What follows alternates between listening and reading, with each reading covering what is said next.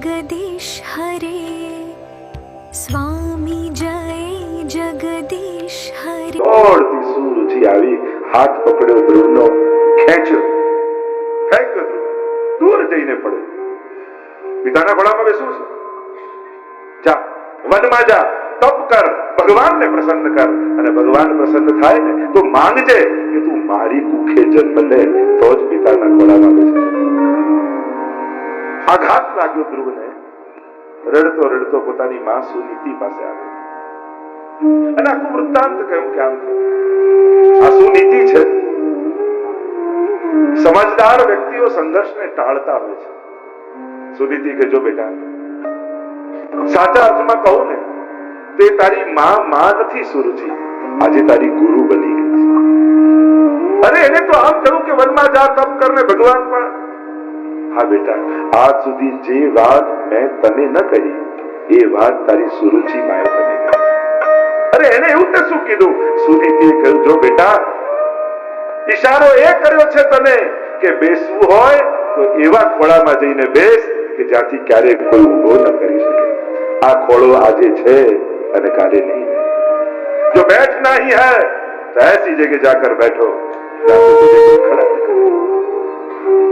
जा भगवान को पाने जा, क्योंकि जगत में, जीवन में पाने जैसा कोई है तो वो भगवान है.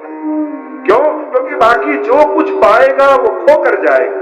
एक परमात्मा ऐसा है जो पाकर कभी जाता नहीं, वो तुम्हारा हो जाता है, वो खुद स्वयं रूप बना देता है. બળ મળ્યું, નીકળ્યા ધ્રુવજી. આજે 5 વર્ષના છોકરાને આપણે ઘરના ઝાપાની બહાર ન જવા દઈએ અને આ સુનીતિ વનમાં તપ કરવા જવા દે છે. એટલે સાહિત્યકારો કહે ને, વિચારકો કહે કે જે સમાજમાં આદર્શ માતાઓ હશે ત્યાં મહાપુરુષોની ક્યારેય કમી નહીં આવે. નીકળ્યો છે ધ્રુવ. નારદજીને ચિંતા થઈ કે આ ક્યાંક આવેશમાં આવીને જાય છે તો ખરા, પણ પછી પાછું ગભરાઈ જશે ને પાછું આવશે તો અધૂરું રહી ગયું. પરીક્ષા ડરાવે જો ધ્રુવ, ત્યાં તો હિંસક પ્રાણીઓ છે, પશુઓ હશે, મારી નાખશે જંગલમાં તને. હવે તો પામવા છે તો પરમાત્માને પામવા છે. દ્રઢતા જોયું ધ્રુવની અંદર. નારદજીને થયું કે આ દ્રઢ ભક્ત છે એટલે દ્વાદશાક્ષર મંત્ર આપ્યો. અને દ્વાદશાક્ષર મંત્ર આપ્યો. હવે તો ગુરુ મળ્યા ને મંત્ર મળ્યા. અને કહ્યું ક્યાં જઈને તપ કરું? તો કહ્યું કે યમુનાજીના તટ પાસે મધુવન નામનો સન્નિહિતો હરિહી, જ્યાં સદા પરમાત્માનો વાસ છે. વિચાર કરો, જો આપણે ત્યાં કલ્પ ભેદની વાતો. હવે ધ્રુવજી કોણ છે આમ જોવા જાવ તો સૃષ્ટિના સર્જનની ચોથી પેઢી કહેવાય. જો બ્રહ્માજી નાભિકમળમાંથી, પછી બ્રહ્માજીમાંથી મનુ, મનુમાંથી ઉત્તાનપાદ અને ઉત્તાનપાદના ધ્રુવ, ચોથી પેઢી સર્જનની. પણ શું કહે છે નારદજી? મધુવનમાં જાય, ત્યાં હરિનો વાસ છે. અને મંત્ર કયો આપ્યો? ઓમ નમો ભગવતે. હવે વાસુદેવાય નામ ક્યારે પડ્યું? પ્રભુ વસુદેવના પુત્ર થયા એટલે વાસુદેવ. અને આ તો સૃષ્ટિ સર્જનની ચોથી પેઢી છે, તો વાસુદેવ ક્યાંથી આવી ગયા? તો કહ્યું આ તો કલ્પ ભેદથી સર્જન થાય. જ્યારે કલ્પનું, સારસ્વત કલ્પની જે કથા છે, એટલે જ આટલા 17 પુરાણોમાં જુદી જુદી કથાઓ તમને જોવા મળશે. તમને થાય કે એક જ આ ગોવર્ધન યાગની લીલા અહીંયા જુદી, અહીંયા જુદી, અહીંયા જુદી, આવું કેમ? કારણ કે જુદા જુદા દરેક કલ્પમાં, દ્વાપરમાં કૃષ્ણ અવતાર થાય, દરેક કલ્પમાં 24 અવતાર થાય, અને એ આ બધી લીલાઓ કરે. પણ પૂર્ણ પુરુષોત્તમ એ સારસ્વત કલ્પના દ્વાપરમાં પ્રગટ થયા. એટલે આપણે ત્યાં આરાધ્ય કોણ છે? સારસ્વત કલ્પમાં પ્રગટેલા પ્રભુ, દ્વાપરમાં પ્રગટેલા. એ પૂર્ણ અવતાર માનવામાં. બાકી દરેક કલ્પના દ્વાપરમાં કૃષ્ણ અવતાર થાય છે, પણ એ પૂર્ણ અવતાર નથી હોતો. એ અવતાર હોય છે, અવતારી પોતે નથી હોતા. એટલે આ 17 પુરાણોમાં જુદી જુદી જે કથાઓ છે, મહાપ્રભુજી કહે કલ્પ ભેદથી જુદા જુદા કલ્પોની કથાઓ. તો અહીંયા એક બહુ મુદ્દાની શાસ્ત્રની વાત નીકળી તો સમજાવવાનો પ્રયાસ કર્યો. હવે તો ગુરુજીને મંત્ર મળ્યા, ગુરુ મળ્યા અને સ્થાન મળ્યું, અને મંત્રનો જાપ કરતા કરતા ઓમ નમો ભગવતે વાસુદેવાય ત્યાં તપ કરવા લાગ્યા. કેવલ ફલાહાર કરે, યમુનાજીના જળના પાન કરે, ફલાહાર પણ બંધ કર્યું. હવે તો કેવલ યમુના જળના પાન કરીને ગુરુજી તપ કરે છે. હવે તો ઝટપટ છોડ્યું, હવાનું ભક્ષણ કરે એ પણ છોડ્યું. એક જ આત્મા સર્વમાં વ્યાપ્ત છે અને સર્વાત્મ ભાવ સિદ્ધ થયો ધ્રુવજીને. અને સર્વાત્મ ભાવ થયો તો એક જ આત્માનો વિસ્તાર છે. પોતે પોતાના શ્વાસ રોક્યા, ત્રિલોકના શ્વાસ રોકાવા લાગ્યા. ઇન્દ્ર ગભરાયો, ક્યાંક મારું કોઈ ઇન્દ્રાસન ન લઈ જાય. દોડતા દોડતા પરમાત્મા પાસે આવ્યો. પ્રભુ કહે, આ ઇન્દ્રાસન માટે નહીં, મારો ભક્ત મારા માટે તપ કરી. ધ્રુવજીના ધ્યાનમાં આવ્યા પરમાત્મા. અંદર આત્મામાં આનંદ આનંદ વ્યાપી ગયો. ચતુર્ભુજ નારાયણને ધ્યાનમાં દર્શન આપ્યા, પણ થોડી વારમાં તો અંતર ધ્યાન થઈ ગયા. વિવળ થઈ ગયા ધ્રુવજી, એકદમ આંખો ખોલી અને જે ધ્યાનમાં હતા એ સામે वही नारायण के दर्शन ध्रुव जी को अपनी आंखों के सामने होने लगे. नेत्र भराए ध्रुव जी, बोलना चाहते हैं ध्रुव जी पर बोल नहीं पा रहे. और प्रभु के हाथ में जो शंख था, शंख लेकर ध्रुव के गाल पर लगाया और जहां गाल पर लगाया वाणी स्फुटित हुई. योद्धा प्रविष्ट मम वाचमीमां प्रसुप्तां संजीवयत् किल शक्तिधर स्वधामना अन्यां शस्त्र चरण श्रवणत्व गादिन प्राणान नमो भगवते पुरुषाय. પ્રભુ સ્તુતિ પણ હું નથી કરતો, આપ જ બોલાવડાવો. દર્શન પણ હું નથી કરતો, જોવાની શક્તિ આપની છે. આ જે કાંઈ પણ અમે કરીએ છે એ ખરેખર એના મૂળમાં બળ રૂપે તો આવું છે. એટલે પુષ્ટિ માર્ગમાં એક શબ્દ વાપરીએ છે, હું સેવા કરું છું, મેં સેવા કરી એમ નથી કહેતા. અમારે ત્યાં ઠાકોરજી કૃપા કરીને સેવા અંગીકાર કરે છે. અમારે ત્યાં પ્રભુ સેવા લે છે, આપણે કરી નથી શકતા હોતા. પ્રભુની ઈચ્છા હોય ને તો જ સેવા અંગીકાર. આ બધા વાર્તા સાહિત્યમાં આવે છે ને, શેઠ પુરુષોત્તમ દાસ અને એમને 80 વર્ષના થઈ ગયા, વૃદ્ધ થઈ ગયા, એટલે એના દીકરા ગોપાલદાસને એમ થયું કે હવે પિતાજી ઘરડા થયા છે એટલે હવે હું અપરસ કરીને સેવામાં જાઉં, કારણ કે હવે ચાલી ફરી બહુ નહીં શકે. શંકા થઈ અને અપરસ કરીને જ્યાં આવ્યા અને જુએ છે તો 20 વર્ષના યુવાન પુરુષોત્તમ દાસ દેખાય છે. આંખ મસળીને જુએ કે આ સ્વપ્ન છે કે સાચું છે. થયું કે સેવા કરનારો ગરડો થોડી થાય. ભાવપ્રકાશમાં બહુ સુંદર વાત હરિરાયજી લખે છે ને કહે છે, શું ગોપાલદાસ એમ માને છે કે યુવાનીથી સેવા થાય? શું ગોપાલદાસ એમ માને છે કે ધનથી સેવા થાય? શું એમ માનો છો કે ખોટા ઘરથી સેવા થાય? કોઈ એમ માને છે કે વ્યવસ્થાથી સેવા થાય? ના, આ કશાથી સેવા નથી થતી. સેવા તો એ જ કરી શકે છે જેની પાસે ઠાકોરજી સેવા દેવા પ્રભુની ઈચ્છાથી સેવા થાય છે. આપણી વ્યવસ્થાઓથી નથી થતું, કારણ કે દુનિયામાં વ્યવસ્થાઓ તો ઘણા પાસે છે, પણ દરેકને ત્યાં ઠાકોરજીની સેવા નથી. જો વ્યવસ્થાઓથી થતું હોત તો વ્યવસ્થાएं तो प्रभु ने बहुतों को दी, तो कहां कर पाते? सेवा तो वही कर पाता. તમારી અંદર ઈચ્છા આવી ને તો એમ ન માનતા કે તમારી ઈચ્છા છે, એમ માનજો હવે ઠાકોરજીની ઈચ્છા છે એટલે હવે પુષ્ટાઈની સેવા કરો. હવે તો મને ભોગ થાય. જ્યારે આવું માનશો ને તો તમને એમ થશે પ્રભુએ મને આજ્ઞા કરી, પ્રભુની ઈચ્છા કરી. એનો આનંદ જ જુદો હશે. અને એ જે આનંદ છે એ અવર્ણનીય સુંદર, કે કરનારા અને ચલાવનારા તો એ જ છે. શ્વાસ પણ શું આપણે લઈએ છીએ? 10 પ્રાણાયામ કરવાનું કહું તો થાકી જાવ. જન્મ્યા ત્યારથી શ્વાસ લો છો, થાક લાગ્યો? એમ થાય કે આટલા 60 વર્ષથી શ્વાસ લઉં છું, લાવ ને અડધો કલાક આરામ કરી લો. કાયમનો આરામ થઈ જાય કે આ તો ચાલી રહ્યું છે, દેખાઈ રહ્યું છે. તમે કોઈ અડધો કલાક આ જુઓ તો થાકી જશો. તો જન્મ્યા ત્યારથી જોઈ રહ્યા થાકતા નથી. જ્યાં જ્યાં તમારો પ્રયાસ આવે છે ત્યાં તમને પરિશ્રમ જેવું લાગે છે. બાકી ચેતના તો જોવાની જુદી છે, સાંભળવાની જુદી છે, બોલવાની જુદી છે. અડધો કલાક આ બોલ તો થાકી જાય. તમારો પુરુષાર્થ જોડો, એટલે કે તમારો ઈગો જ્યાં જોઈન્ટ થાય છે ત્યાં તમારા સામર્થ્ય જેટલું જ થઈ શકે છે. અને જ્યાં તમારું ઈગો નથી હોતો ત્યારે આત્માના બળ જેટલું થઈ શકે. એટલે જ્યારે શક્તિ વધારવાનું માણસના સામર્થ્યમાં આડે એનું હું પણ છે, એનું ઈગો છે. હું જોવાનું છું, હું બોલવાનું છું, હું કરવાનું છું.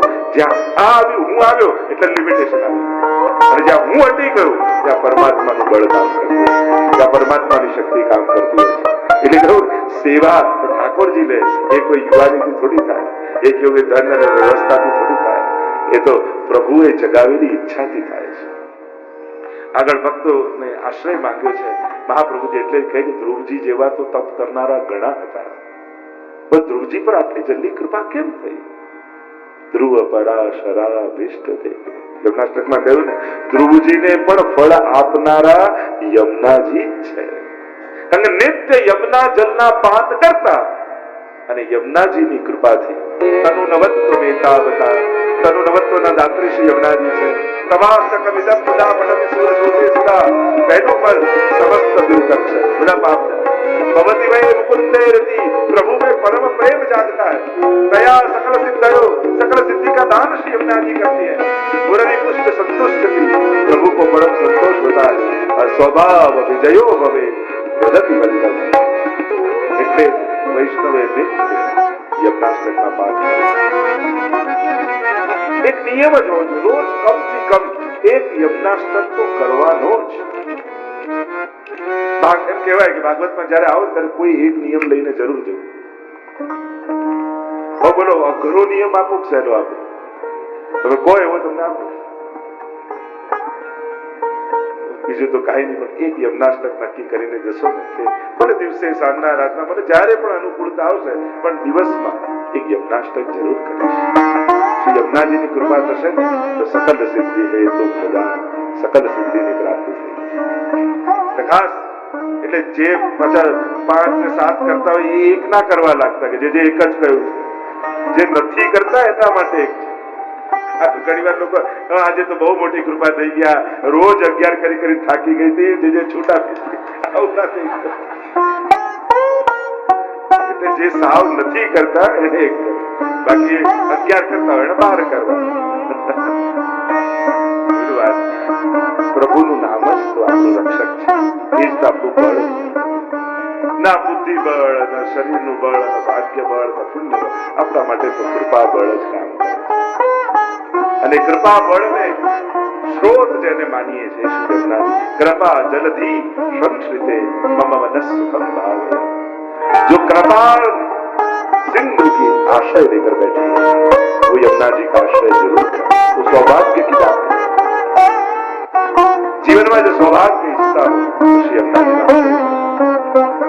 ધ્રુવજી પર કૃપા કરી છે. આગળ અનેક પ્રકારના ચરિત્રોના વર્ણન આવ્યા. વંશજ્જર તપ કરવા માટે આવ્યા અને ત્યાં ગંગાજી પણ શાંત થઈને વહેવા લાગ્યા એવી પણ કથા આવી. અંગ થયા, અંગના વેન થયા, વેન નાસ્તિક થયા અને સમગ્ર પ્રજાને પ્રતાડિત કરવા લાગ્યા. યજ્ઞ યાગ આદિ ધર્મ આદિ બધું જ બંધ કરાવી દીધું અને પ્રજા પ્રતાડિત થઈ અને પ્રજાએ ભેગા થઈને વેનને મારી નાખ્યો. માર્યો એને બાહુનું મંથન કર્યું. એમાંથી બોલો પૃથુ ભગવાન કી જય. ભગવાન પૃથુનું પ્રાગટ્ય થયું. કહેવાય છે કે આ પૃથુ રાજાએ સમગ્ર નગર રચના, ખેતી, ખનીજો આ બધું મનુષ્યને શીખવાડ્યું. પહેલા જેમ જંગલોમાં રહેતા એમને સુવ્યવસ્થિત નગર રચના કરીને કેમ રહેવું, કઈ રીતે અનાજ પકવવું, આ બધી વિધાઓ પૃથુ ભગવાનની દેન છે. સમય થયો, રાજપાટ ત્યાગીને વનમાં ગયા. તપ કર્યું ને પરમાત્મા પ્રસન્ન થયા. માંગવાનું કહ્યું તો કહ્યું કે મને 10,000 કાના. અને 2 કર્ણથી આપની કથા સાંભળું છું ને તો તૃપ્તિ નથી થતી. મારા રોમ રોમમાં કર્ણેન્દ્રિયો થઈ જાય તો આપની કથાનું નિરંતર રસપાન કરતો રહો. એમ પણ જયારે પ્રભુના દર્શન કરવા જાઓ ને તો પ્રભુને એમ થવું જોઈએ મનમાં આ 2 જ આંખો કેમ આપી. રૂવાંડે રૂવાંડે આંખો હોત તો તમને આંખે ભરી લેત. શ્રીનાથજી બાબા કથા સાંભળવા જાઓ ત્યારે એમ માનું કે આ 2 જ કામ કેમ. રોમ રોમમાં કર્ણ હોત તો કથાનું પાઠ. ભગવાન નામ લેતા હો ત્યારે એમ થાય કે એક જી સહસ્ત્ર રસના ક્યો ન દઈ વિધાતા. ગુણ અપાર મુકે એક કહાલો મરણીએ કે અનંત ગુણોથી ભરેલા પરમાત્મા અને જીવ એક. આ તો કેટલી નાઇન્સાફી કહેવાય કે અનંત ગુણોથી જે શોભે છે એને ગાવા માટે એક જ જીવા સહસ્ત્ર રસના ક્યો ન દઈ વિધાતા. હજારો જીવા કેમ ના આપી. અને ગુણગાન કરતા હોય ત્યારે એમ માનું રૂવાંડે રૂવાંડે જીવવા લાગી જાય ને તો હું રોમ રોમથી પ્રભુના ગુણગાન કરું. આગળ પ્રચિતાખ્યાન આવ્યું. મોક્ષ પ્રકરણમાં પુરંજન આખ્યાન આવ્યું. ચતુર્થ સ્કંદને વિરામ આપીએ. બોલો ગોવર્ધન નાથ કી જય. ભાગવત ભગવાન કી જય. પંચમ સ્કંદ સ્થાન લીલા. વૈકુંઠ વિજય સ્થિતિ. વૈકુંઠ પર વિજય સ્થિતિ લીલા છે. 26 અધ્યાયમાં સ્થાન લીલાનું વર્ણન કરવા પ્રિયવ્રતના રાજ્યનું વર્ણન આવ્યું. નાભી રાજાના યજ્ઞમાં બોલો ઋષભદેવ ભગવાન કી જય. જૈનોના જે આદિનાથ વૃષભદેવ જેમને કહીએ, વૃષભદેવજીનો પ્રાગટ્ય. જયંતિ સાથે એમના વિવાહ થયા. વર્ષા બંધ કરી દીધી ઇન્દ્રએ. પરીક્ષા કરી, કૃત્રિમ વરસાદ કરાવ્યો અને વિવાહ થયા છે જયંતિ સાથે. 100 પુત્રો થયા નવ યોગેશ્વર થયા. કવિ હરિ અંતરિક્ષ પ્રબુદ્ધ વિપુલા નાવિરોત્ર ધ્રુમિલ ચમેશ કચમસ્કર ભાજન આદિ નવ યોગેશ્વર થયા. અને આ બાકી પુત્રોને ઉપદેશ આપતા ઋષભદેવજી બહુ સુંદર વાત કરી. ઉપદેશ આપતા સમજાવે છે કે ભોગ ભોગવવા માટે 83,99,999 યોની છે, પણ ભક્તિ કરવા માટે આ એક જ યોની છે જે તમને માનવ રૂપે મળી છે. બીજી કોઈ યોનીમાં ભક્તિ કરવાની સુવિધા નથી. આ એક માનવ દેહ મળ્યો છે એટલે ભગવાને તમને મોકો આપ્યો છે આ ચક્રમાંથી છૂટવા માટે. એમ માનો બહુ દુર્લભ છે. હવે વિચાર કરો, માનવ સિવાય તમે બીજી કોઈ યોનીમાં હોત તો આ હોલમાં તમને કોઈ બેસવા દે? ભલે ગાય પણ થયા હોત તો અંદર કોઈ આવવા દે? અહીંયા કેમ બેઠા છો? સૌથી પહેલું કારણ શું? તમે માનવ છો, તમે કથાના અધિકારી છો. એટલે તો કહ્યું બડે ભાર માનસ પરમાવા સુર દુર્લભ સદગ્રંથ હિતાવા દુર્લભો માનુષો દેહો દેહી નામ ક્ષણભંગુરઃ. આ માનવ દેહ એટલે દુર્લભ છે કે જે બીજી કોઈ યોનિમાં નથી થઈ શકતી. આ માનવ યોનિમાં થઈ શકે.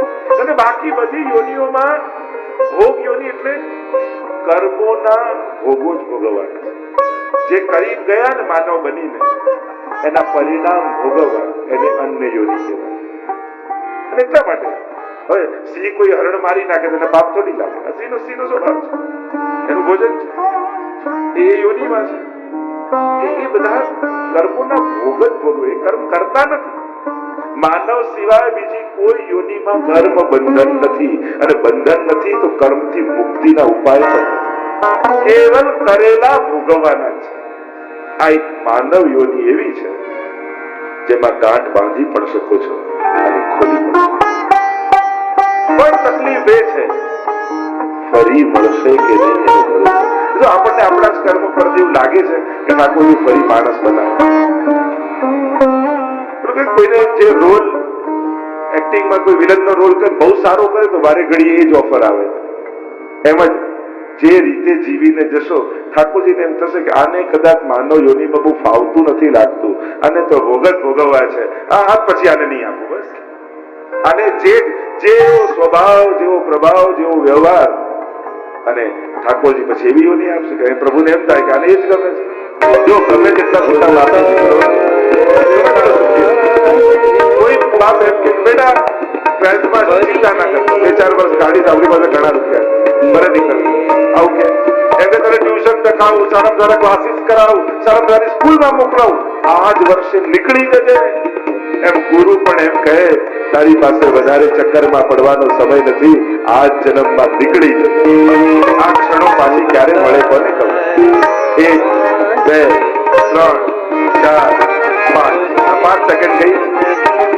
કરોડો રૂપિયા આપી દો, આ 5 સેકન્ડ પાછી આવશે. મોંઘું શું થયું, એ કરોડો કે આ 5 સેકન્ડ? આ તો એક એક્ઝામ્પલ છે. પણ આપણે 7 દિવસ નાટક દ્વારામાં આ રીતે આખું કુટુંબ તમારું ભેગું અને ભાગવતની કથા મધ્યમાં શ્રીનાથજીનું સાનિધ્ય, આ ઘડી પાછી ક્યારે મળે? એક ક્ષણોને ઉત્સવ માનીને વધાવજો. કોણ જાણે ફરી આવા સંજોગો ક્યારે થાય, ક્યારે આવા સમયમાં શ્રીનાથજીના સાનિધ્યમાં કથા મળવાની. આ એક ઘડી દુર્લભ છે, ગુમાવતા નહીં. દુર્લભો માણસો દેહો કહ્યું છે, આ માનવ દેહ દુર્લભ છે. એટલે આપણે ત્યાં 56 ભોગનો એક ભાવ એ પણ છે. 56 ભોગ મનોજ છે ને, એના ઘણા બધા ભાવ છે. એના એક ભાવ એ પણ બતાવવામાં આવે છે કે માનવ યોની એક યોની એવી છે જેમાં સેવા ભોગ બધું કરી શકે, પણ 83,99,999 યોની એવી છે જેમાં ભગવત સેવા થઈ શકે. 83,99,999 આમ લખો અને એનું